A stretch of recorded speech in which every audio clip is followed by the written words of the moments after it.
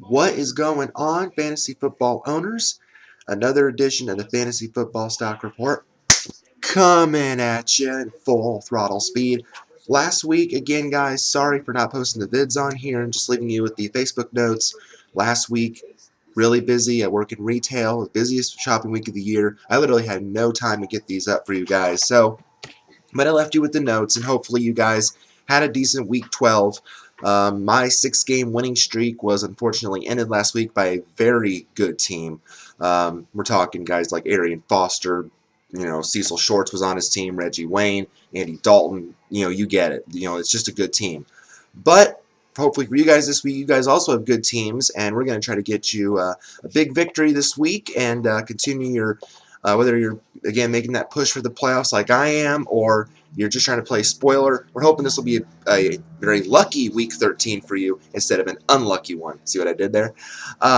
So this is the 5 to ride. These are guys that you want to play this week. These are guys that you really want to have confidence in your starting lineups, guys that are really starting to break out for us and really come strong, plus guys with really strong matchups this week. So let's dive right in and talk about the quarterback position.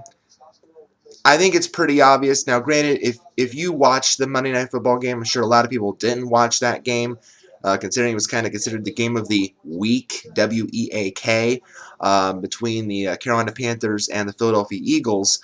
But in the end, we have, I guess, the return of Superman, Cam Newton. He's back, ladies and gentlemen. He might, we were talking earlier in the year, that slump that he went through and his attitude at the press conferences and all this junk. But he is finally, he had 41 fantasy points last week in a CBS league, which, you rarely see. Well, I don't know about rarely, but considering the good matchups, these big numbers come out of these guys, and he was just on it in that game. But considering how much of a mess the Eagles are right now, he took full, complete advantage. And this week, Newton couldn't ask for a more juicier matchup going against the Chiefs, who, as I'm sure you've seen, I think are 1-10, are absolutely terrible, awful. This is a must-start guarantee. You'll probably see him on every stardom list this week that's out there in the media. You have to start Cam Newton this week if you have him. And hopefully you started him last week, because he's just finally showing us that caliber quarterback that he was last year in his rookie season. And with the right matchups, he certainly could take advantage of him. I mean, yes, the Panthers are bad. We understand that. We get that. But if they can play well enough, maybe they go on a late season run here with these good matchups. Who knows?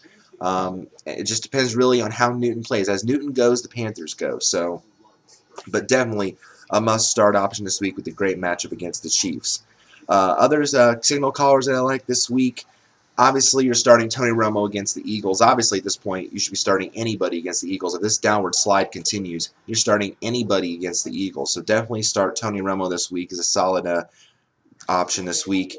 Normally he's a must-start anyway, but Matthew Stafford, I mean, definitely with the matchup against the Colts this week. Granted, the Colts are in the playoff hunt in a wild card situation, but again, the defense, I think, still has its flaws, so definitely here, especially also at home. Detroit will be at home this week, so I think you definitely want to go with Matt. Eli Manning definitely has shown that he's back. I don't think he's really showing any ill effects from that arm issue that he had. He's a solid 1-2 option going up against the Redskins, whose passing D has not exactly been strong this year. And how about, here's another one for you. How about Chad Henne of the Jaguars? He's, Blaine Gabbert, the team put him on injured reserve. Granted, his injuries really weren't that severe, but I think this was more of a move to get the team going another direction. I don't think Gabbert really has ever really proven himself as a great quarterback. Henne at least has experience in the NFL, and I think and he is definitely making strong connections with Cecil Shorts, with getting Justin Blackmon involved. That's something that Gabbert couldn't even do. Justin Blackmon, who many, I'm sure, a lot of you drafted as an early round draft pick, had never really even shown up in games. And all of a sudden, Chad Henne gets a starting job, and all of a sudden, Blackmon is finally fantasy relevant. So definitely, Chad Henne going up against the Bills this week, he's a decent number 2 option. I think he's definitely a guy you can plug in your lineups. All right, moving on to running backs. Speaking of guys that have broken out, like Chad Henne, And again, kind of odd because he is on the team that is in such disarray, as I mentioned, the Philadelphia Eagles. But what about the performance of Bryce Brown, filling in for the injured LaShawn McCoy, who was out with a concussion and may be out again this week? He definitely lit it up with some big-time runs. I mean, the announcers, John Gruden, gave him such big praise. He says, you see it all the time when these guys have the next breakout star, and maybe Bryce Brown could be that. Going up against the Cowboys this week, they're kind of middle of the pack in terms of their defense this year. But I think Brown, as long as McCoy does not play this week, and all signs are pointing to the fact he's going to be out again, I think Bryce Brown is a solid number 2 option for you. I think he's the hot waiver commodity of the week. So if you need help at running back, if your depth's not as good, I think certainly he's definitely a guy you can plug in your lineups as a number 2 option. Other guys I like this week, guys really with hot hands and good matchups. The law firm for Cincinnati, Ben Jarvis Green Ellis, had 18 fantasy points last week. He's been really hot lately. I like him as a number 1, number 2 option this week with upside going up against the Chargers. Alfred Morris of the Redskins, really like him this week against the Giants. They can be run on. They're kind of, again, a middle-of-the-pack run defense. I like Alf as a solid number 2 option for you. Speaking of the Giants, Ahmad Bradshaw can be safely started again. Had 17 points last week, and now that Andre Brown, unfortunately, is out for the year with a broken leg. But now Bradshaw has no need to worry about touchdown vultures behind him, except unless they use David Wilson more, but I doubt that's going to happen. I think Bradshaw's still going to be safe. And guess who else has come back into the fold? Yes, folks, Beanie is back. Beanie Wells for the Cardinals is back. Showed no ill effects from the injury that he sustained. He had 16 points last week. He's got a great fantasy matchup going up against the Jets this week, who are, again, another team in total disarray. So much so that Fireman Ed quits, so you know it's bad. I think he's a must-start this week going up against the Jets. Not a whole lot of Cards offensive players can be trusted at this point, considering they have a rookie, Ryan Lindley, at quarterback, but Beanie Wells definitely can be a starting option for you. All right, wide receivers this week. I mentioned this guy, and I think he's, again, definitely going to be a strong starting option going forward with at least with the right matchups, but I certainly think he's going to be definitely a guy that you want to ride and get in your lineups. And by chance, if he's still out there on the wire, you got to get him now. And like I said, that's Cecil Shorts of Jacksonville. I mean, the guy is completely broken out over the last few weeks of the season and has put up amazing fantasy numbers. The guy I played last week had Shorts on his fantasy team, and I mean, his receivers were stacked, his running backs were pretty stacked, quarterback of Dalton, who's been hot of late. I mean, the Patriots defense, I mean, the guy was just stacked, and Shorts was definitely a key component to that, and he's been one of the, whether it's been Gabbert or Henny throwing in the ball, he's been a hot target. I think he's a solid 1-2 option this week going up against the Bills. And I also like Justin Blackmon this week as a number 2, number 3. I think you can start even both guys. If you have both Shorts and Blackmon on your team and you don't have better options at wide receiver, there's no reason why you can't start both guys against the Bills this week, because the Bills, aren't exactly, the Bills got burned by T.Y. Hilton last week, for gosh sake, who had 2 touchdowns. So definitely these speed guys can carve up the Bills, and I think they both should be in your lineups if you have both guys on your roster. Other guys that I like, must-start guys, Dez Bryant, again, start any Cowboy against the Eagles. But monitor Miles Austin's hip injury. We don't know how severe it is. Garrett said it was day-to-day, but monitor him. Otherwise, if he plays, I think he's a solid option for you. Julio Jones is a must-start now. No worries with the ankle last week. He completely threw that off. He was active, had 20 fantasy points. Great matchup against the Saints this week. Definitely start Julio Jones.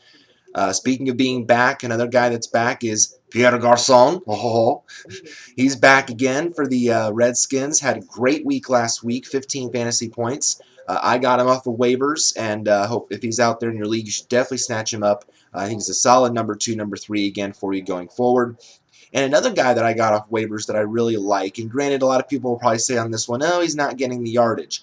But I think he solidly cemented himself as the number 2 receiver behind A.J. Green, and that's Mohamed Sanu in Cincinnati, the rookie out of Rutgers, who has definitely making his presence felt in Cincinnati. He had, yeah, I mean, he's a scoring machine. He's like a Mike Williams. He had 2 touchdowns last week, and he had 9 targets. 9 targets in the game. While defenses focus and zoom in on A.J. Green like a high-lens camera, Mohamed Sanu is going to be open and get his opportunities, and even Jermaine Gresham. So I think Sanu is a decent number 3 option this week for the Charger matchup.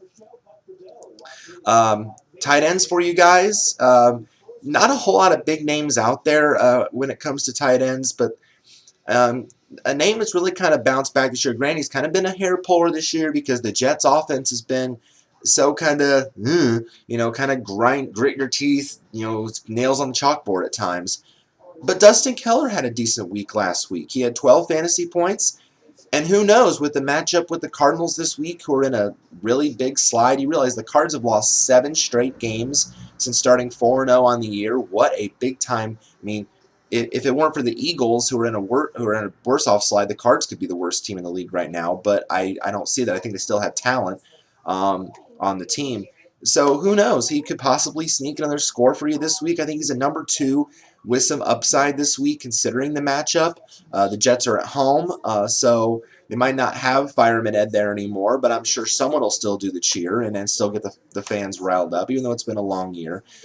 But, the potential's there. So Keller, if you have no better options at tight end, maybe a guy you plug in as a number 2 start. Other guys, another guy that kind of broke out, surprisingly, the leading tight end in fantasy last week, a guy named Charles Clay out of Miami. You're thinking, who? Yeah, that's what I was thinking. But, who knows? Right now, he's more of a desperate number 2, number 3 option to be for the Patriots game. But he caught all 6 targets from Ryan Tannehill last week and had a touchdown. So that's huge when it comes to fantasy. So who knows what's going to happen there. Dennis Pitta this week for the Ravens going up against the Steelers. He had 9 targets last week and had a score. I think he's a strong number 2 option. We know Ed Dixon's out, so Flacco's looking Pitta's way. Again, I mentioned Jermaine Gresham. I like him again this week going up against the Chargers. I think you should get him in your lineups as number 1, number 2. He had he caught all 4 targets last week with a touchdown. And Owen Daniels going up against Tennessee. Again, all Texans offensive players should be started against the Titans. The Titans have one of the worst defenses in the league, I think. They can't really stop anybody. I think he's a solid number 1, number 2. Quick wild card for you guys, and again, I know this should come as no surprise, but if you have worry about Felix Jones of Dallas, don't this week.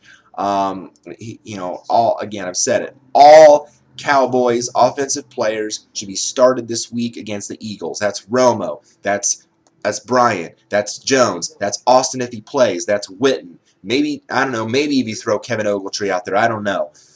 But no, all your higher-end profile Cowboys offensive players should be started against the Eagles after what the Panthers did to the Eagles. The Eagles, right now, stink, okay? They flat out stink. They're not the same without Michael Vick. They're not the same without LaShawn McCoy. And now they've lost to Deshaun Jackson for the season with broken ribs. They are a derailed train wreck, okay?